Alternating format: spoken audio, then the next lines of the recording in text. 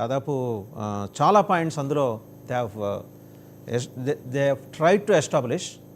అయితే రికవరీ అంశానికి సంబంధించి మాత్రం ఎక్కడ పెద్దగా ఎఫర్ట్స్ ఇప్పటివరకు పెట్టినట్టు కనిపించట్లేదు. మీట పెట్టచ్చేమో. అలాగే ఛార్జ్ షీట్లు కూడా ఫర్దర్గా కూడా ఉండే అడిషనల్ ఛార్జ్ షీట్స్ ఫర్దర్గా ఉండే అవకాశాలను కూడా తోసిపుచ్చట్లేదు. ఎలా ఉండిపోతున్నాయి సార్ ఫర్దర్ స్టెప్స్? అంటే లాలో ఎలా ఉంటుందంటే ఎవరినైనా అరెస్ట్ చేసినప్పుడు వాళ్ళ అరెస్ట్కి జస్టిఫికేషన్ ఇవ్వాలి. అంటే మనకు అధికారం ఉంది కదా అని ఒకరిని అరెస్ట్ చేయడం ఒకటి, సాక్ష్యాధారాలు ఉన్నాయి కాబట్టి అరెస్ట్ చేయడం ఒకటి. కాబట్టి ఇప్పుడు ప్రస్తుతం హ్యూమన్ రైట్స్ కానీ ఇవన్నీ కూడా మీరు ఆలోచిస్తే ఒక వ్యక్తిని అరెస్ట్ చేస్తున్నప్పుడు వాళ్ళ దగ్గర ఉన్న సాక్ష్యాధారాలు ఏంటి అన్నవి రిమాండ్ రిపోర్ట్లో మెన్షన్ చేయాల్సిన అవసరం ఉంటుంది. ఇంకా ఏమైనా ఇంపార్టెంట్ విషయాలుంటే అవి కేస్ డైరీ రూపంలో కోర్టు ముందుకు తీసుకురావడం జరుగుతుంది. సాధారణంగా ఇప్పుడు ఆంధ్రప్రదేశ్ కానీ తెలంగాణలో ఉన్న ప్రస్తుత పరిస్థితిలో ఏంటంటే ఎవరినైనా అరెస్ట్ చేసిన తర్వాత వాడిని జ్యుడిషియల్ రిమాండ్కు పంపుతారు. జ్యుడిషియల్ రిమాండ్కు పంపిన తర్వాత పోలీసులు వాళ్ళని మేము ఇంటరాగేట్ చేయాలి అన్నప్పుడు పోలీస్ కస్టడీ కోసం పిటిషన్ వేస్తారు. పోలీస్ కస్టడీ కోసం పిటిషన్ వేసినప్పుడు పోలీస్ కస్టడీ ఇవ్వాలా వద్దా అన్నది కోర్టు నిర్ణయిస్తుంది. కాబట్టి ప్రస్తుతం అయితే మీరు అన్నట్టు వారిని ఆగస్టు 1వ తారీఖు వరకు జ్యుడిషియల్ రిమాండ్ విధించడం జరిగింది. ఆ తర్వాత ఈ మధ్య కాలంలో మరి పోలీసులు మాకు మా కస్టడీకి ఇవ్వండి అని అడిగే అవకాశం కూడా ఉంటుంది. అది ప్రస్తుతం ఉన్న పరిస్థితి. మీరు అన్నట్టు వారు రిమాండ్ రిపోర్ట్లో వారి దగ్గర ఉన్న సాక్ష్యాధారాలను బట్టి వారి దగ్గర ఉన్న అనేక విషయాలను ప్రస్తావిస్తారు. రిమాండ్ రిపోర్ట్ అన్నది ఛార్జ్ షీట్ కాదు. రిమాండ్ రిపోర్ట్ అన్నది అరెస్ట్ జస్టిఫికేషన్. తర్వాత మా కస్టడీ కోసం ఎందుకు కావాలి అన్న విషయాన్ని కోర్టుకు వివరించడం అన్నమాట. ఇది ప్రస్తుతం ఈ కేసులో జరిగిన పరిస్థితి. Sir, they made their plea కదా, అంటే కస్టోడియల్ ఇంటరాగేషన్కి అవసరం పడుతుంది.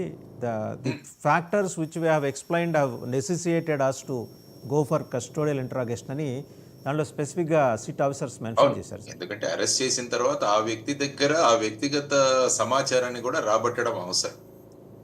ఎందుకంటే అతను is privy to some certain information. ఆ ఇన్ఫర్మేషన్ రాబట్టడం ద్వారా ఫర్దర్ ఇంకా ఏదైనా ఎవిడెన్స్ ఈ కేసులో మనం కలెక్ట్ చేయవచ్చా అన్నది కూడా పోలీసుల యొక్క సర్వసాధారణమైన విషయం. కాబట్టి ఆయన కస్టడీ తీసుకొని అందులో ఆయన ఇంటరాగేట్ చేసి ఆయన చెప్పిన విషయాలు ఏవైతే ఉన్నాయో దాని ద్వారా ఇంకా వేరే నేరస్తుల దగ్గరికి వెళ్ళడము ఆర్ నిందితుల దగ్గరికి వెళ్ళడము ఆర్ ఇదే కేసును బలోపేతం చేయడానికి ఇంకా ఏదైనా ఎవిడెన్స్ వారి దగ్గర ఉందా అని చేసే ప్రక్రియనే పోలీస్ కస్టడీ అని అంటారు. కాబట్టి ఇప్పుడు సంబంధిత కోర్టు అంటే ఏసీబీ కోర్టులో ఉంటుంది. ఇది ఏసీబీ కోర్టు జడ్జి గారు ఇవన్నీ పరిశీలించి వారిని పోలీస్ కస్టడీకి ఇవ్వాలా లేదా అన్న ఒక నిర్ణయాన్ని వారు తీసుకుంటారు. Sir, merits of the case ఎలా ఉన్నాయి సార్? అంటే వీళ్ళ లాయర్లు నిన్న ఈయన తరఫు లాయర్లు వాదించింది అయితే మెరిట్లో వదిలేసి మెరిసీ మీద డిపెండ్ అయినట్టయితే కనిపించింది. ఆయనకు మంచి బ్యారక్స్ ఇవ్వండి, ఆయన ఆరోగ్యం బాగోలేదు, ఒక బ్లాక్ ఉంది, ఈ మందులు ఇవ్వండి, ఈ మాకులు ఇవ్వండి అని అడిగారు. కానీ ఎక్కడా కూడా ఒకవైపు చాలా బలంగా సిట్ నుంచి లాయర్స్ వాళ్ళు ఎస్టాబ్లిష్ చేసుకుంటూ వచ్చారు వాళ్ళ దగ్గర ఉన్న ఎవిడెన్స్ని. బట్ మెరిట్స్ దగ్గరకు వచ్చేప్పటికీ even SIT has reportedly filed ఆ 3,500 కోట్లకు సంబంధించి వాళ్ళు అంటే అంతా ఒకేసారి ఇవ్వలేకపోవచ్చు, కానీ ప్రిలిమినరీగా మేము ఇంత ఈ రూట్లో ఇలా వెళ్ళినాయి, ఇంత మేము సీజ్ చేశాము, రికవర్ చేశాము అనే ప్రస్తావన ఎక్కడ రిమాండ్ రిపోర్ట్లు లేదు సార్. 3,500 కోట్ల వాల్యూమ్ ఉన్న ఒక పెద్ద స్కామ్లో 10% కూడా మరి వాళ్ళు మేము రికవర్ చేసామనే మాట ఎక్కడ ప్రస్తావన చేయలేకపోయారు. ఎందుకు సార్? అదే అన్నాను మీకు, రిమాండ్ రిపోర్ట్ అన్నది ఛార్జ్ షీట్ కాదు. రిమాండ్ రిపోర్ట్ అన్నది ఒక వ్యక్తి యొక్క అరెస్టు, ఆ తర్వాత ఆ వ్యక్తిని పోలీస్ కస్టడీలోకి తీసుకొని మేము విచారించాల్సిన అవసరం ఉందన్నంత వరకు మాత్రమే ఈ రిమాండ్ రిపోర్ట్ యొక్క ఉపయోగం అని. కాబట్టి యాక్చువల్గా ఈ ఆర్గ్యుమెంట్స్ మీరు ఏవైతే అన్నారో అవి ఈ పోలీస్ కస్టడీ కోసం అడిగే సందర్భంగా జరిగే ఆర్గ్యుమెంట్స్లో అనేక విషయాలు ముందుకు రావచ్చు.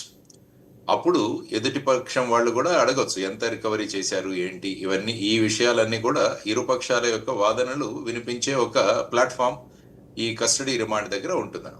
సో అప్పుడు ఇంకా కొన్ని విషయాలు బయటకు వచ్చే అవకాశం ఉంటుంది. ఆ సందర్భంగా మరి ఎటువంటి విషయాలు వీరు బయట పెడతారు, ఎటువంటి విషయాలు వాళ్ళు డిమాండ్ చేసి అసలు పోలీస్ కస్టడీకి అవసరమే లేని కేసు ఇది కాబట్టి ఆయన అనవసరంగా అరెస్ట్ చేశారు, ఇటువంటివి వారి దగ్గర వాదనలు ఉంటాయి. మిథున్ రెడ్డి గారి అడ్వకేట్స్ అన్ని ఈ వాదనలు వినిపిస్తారు.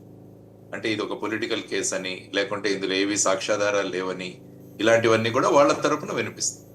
సో ఇందులో ఏ ఎవిడెన్స్ ఉంది, తర్వాత ఇతని కస్టడీ యొక్క రిక్వైర్మెంట్ ఏంటన్నది ఇటు సైడ్ ప్రభుత్వం తరపున అడ్వకేట్లు వారు వాదిస్తారు. సో ఇది జరగబోయే విషయం. సార్ ఇప్పుడు మీరు చూసినంత వరకు దాదాపు గడిచిన 10 నెలలుగా ఇది నడుస్తూ ఉంది. మీరు చూసినంత వరకు